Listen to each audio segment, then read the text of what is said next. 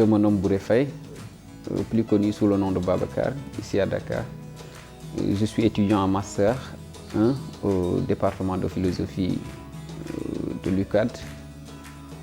En même temps aussi, je m'active dans le ramassage d'ordures, c'est-à-dire la collecte d'ordures ménagères. Je suis de la région de Fatick,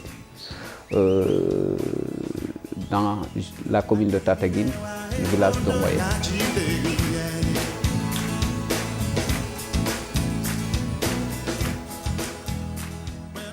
Bon, ça doit faire à peine 6 ans, voire 7 ans.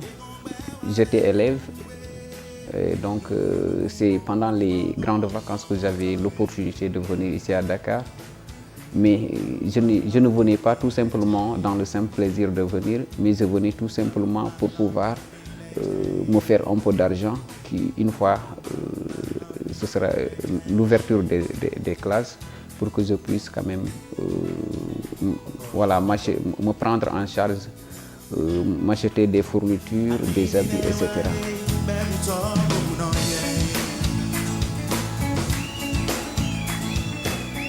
Une fois ici, je ne voulais pas rester toujours oisif ou rester toujours à la maison. Et c'est de ce point de vue que vraiment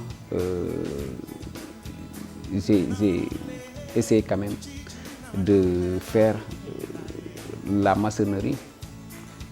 J'ai travaillé comme aide-maçon au niveau des chantiers.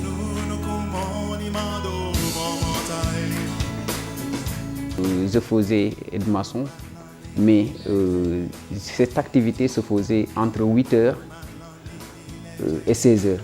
Et maintenant, le reste de la journée, après avoir quand même fini ma journée d'aide-maçon, bon, je me lançais dans d'autres activités, c'est-à-dire aller au niveau de la brousse ou au niveau des camps militaires pour chercher de l'herbe, pour aller vendre ça quand même aux charretiers, parce que leurs chevaux en avaient besoin. C'est de ce point de vue que vraiment j'ai fait la connaissance de Sayer Gueye, Massaer Gueye.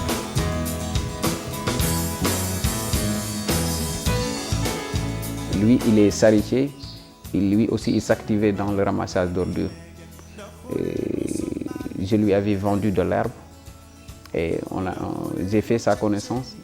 Et un samedi, il m'avait dit que puisque tu travailles tous les jours sauf le dimanche et moi je travaille le dimanche, pourquoi ne pas venir aller avec moi au travail demain? Voilà, c'est de ce point de vue que je suis allé avec lui ce dimanche. Et je voyais quand même que ce qu'il m'avait donné ce jour-là comme argent est 1000 fois beaucoup plus important que ce que je recevais chaque jour dans mes journées d'aide-maçon. C'est de ce point de vue que je me suis intéressé dans cette activité de ramassage d'ordures.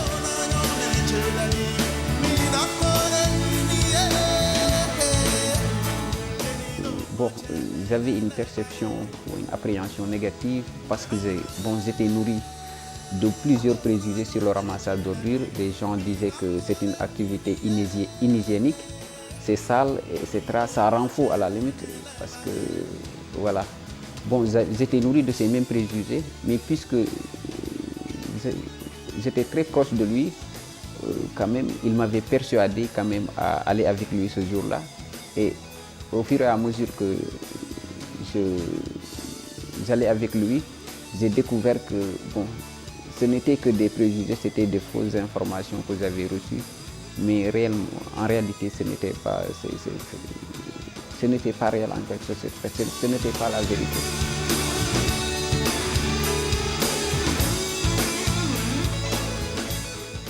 De 2015 à 2020, j'ai travaillé en collaboration avec Sayer.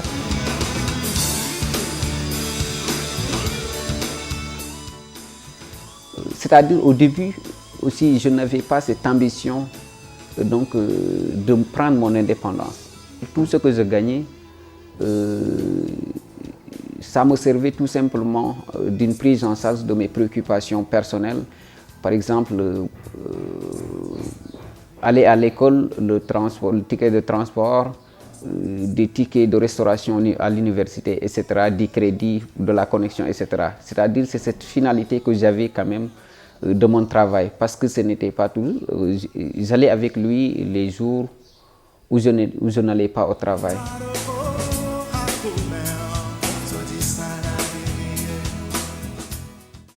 De 2020, que pendant la période de coronavirus, bon, on avait arrêté les études à l'université. Maintenant, j'ai saisi cette opportunité pour pouvoir prendre mon indépendance. C'est-à-dire, c'est les corona-vacances ou les corona-vacances qui m'ont permis quand même d'amasser une somme colossale, 700 voire 800 000, et l'argent que j'avais accumulé à travers mes bourses. Maintenant, c'est ces deux sommes-là que j'ai cumulées pour pouvoir acheter un tricycle. Et c'est de cette façon que j'ai pris mon indépendance.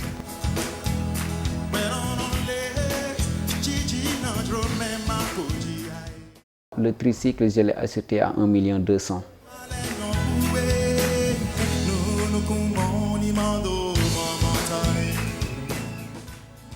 Bon, présentement, je peux dire que j'ai déjà reçu la somme avec laquelle j'avais acheté la moto. Et maintenant, j'ai commencé quand même à accumuler de l'argent pour... Voilà. En tout cas, ça m'a permis quand même de quitter un point A pour arriver à un point B. Parce que je suis devenu quand même à la fois étudiant et entrepreneur.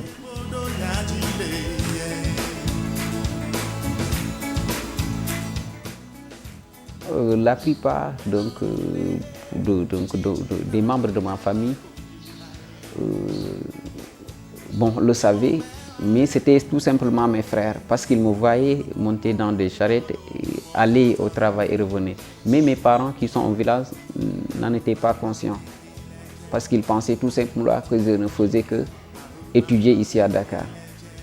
Et voilà, et c'est au moment où j'ai acheté la moto que je leur ai informé quand même qu'au-delà de mes études, parallèlement aux études, je fais d'autres activités pour pouvoir me faire de l'argent, puisque je connais quand même la situation de la famille.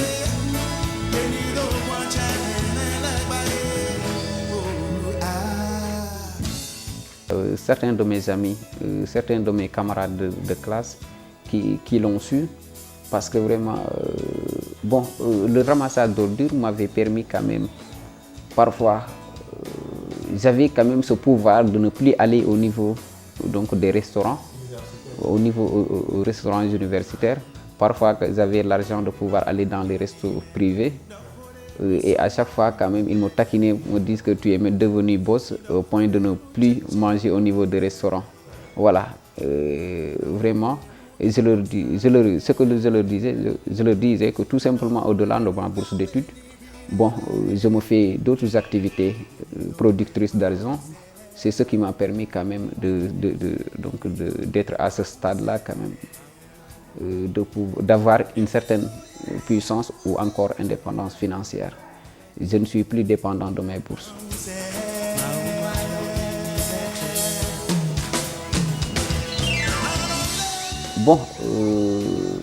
Il y a un certain nombre d'entre eux qui se sont intéressés parce que, mais ils le disent d'un air un peu taquin, me disant il faut me recruter dans ton entreprise. Voilà, et quand même, ils s'intéressent parce que vraiment, quoi qu'on puisse dire là-bas à l'université, il y a un désespoir. Parce que, à l'université, il y a beaucoup de monde, il y a des gens qui parviennent à avoir leur diplôme sans pour autant être recrutés. Et la mentalité estudiantine consiste tout simplement à penser que,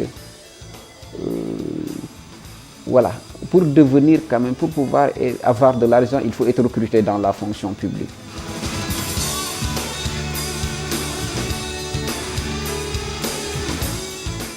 Aujourd'hui, on les collecte et on les amène au niveau des voitures collecteuses parce que à partir de 9 heures, il y a des voitures qui se garent ici au niveau à côté des cimetières Saint-Lazare. C'est là-bas où nous déversions les ordures. Maintenant, c'est ces voitures-là qui vont au niveau de Mbobos pour voilà, les verser là-bas.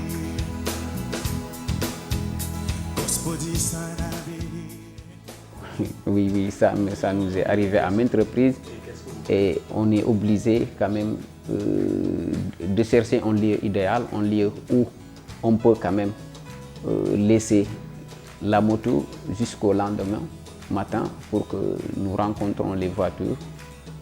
Parce que verser le matin entre 8h et midi, c'est pas difficile parce qu'il y a les voitures qui collectent au niveau des cités. Quand tu les rencontres, tu les donnes un peu d'argent et tu peux verser sagement. Mais lorsque ces voitures-là sortent là, si vous ratez les cars qui stationnent au niveau des cimetières Saint-Lazare, vous aurez un sérieux problème. C'est-à-dire que vous serez obligé quand même d'attendre le lendemain matin pour rencontrer les voitures qui sont au niveau des cités.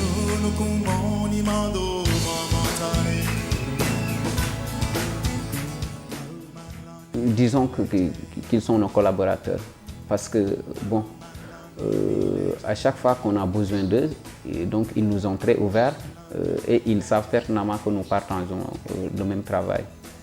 En tout cas, ils ne nourrissent aucune haine envers nous et nous également, on comprend qu'ils font également leur travail. Parce que nous tous, on s'active dans le ramassage d'ordures et ça, on leur aide quelque part parce que vraiment, si tout le monde venait verser vers eux, peut-être le travail qu'ils font ne serait pas beaucoup plus rapide qu'il l'est lorsque nous collectons en même temps qu'ils collectent aussi. Voilà, en tout cas, c'est en quelque sorte une symbiose, quoi.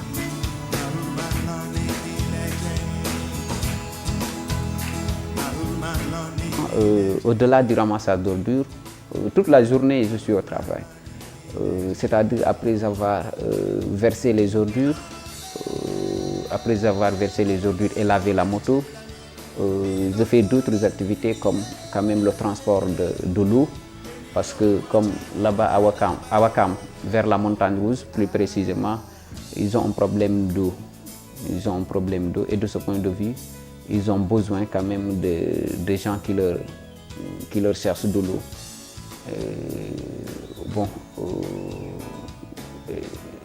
De ce point de vue, quand même,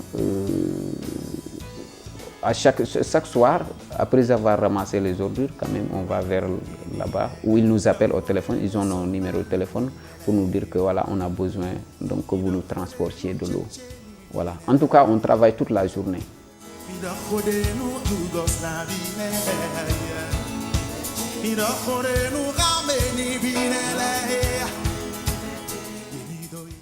Si je sens que je dois apprendre mes leçons, je laisse mon collaborateur se charger du travail. Voilà, parce que vraiment, les études sont prioritaires par rapport au travail. Parce que puisque je n'ai pas encore mes diplômes complets, parce que la licence présentement n'est rien, il faut que j'aie le master pour quand même prendre mon indépendance par rapport aux études. Mais en tout cas, les études restent prioritaires. Et si quand même je me lance même dans ces activités-là, c'est pour pouvoir faire de longues études ou pour pouvoir avoir l'opportunité, même si ce ne serait pas ici au Sénégal, d'aller faire mes études à l'étranger.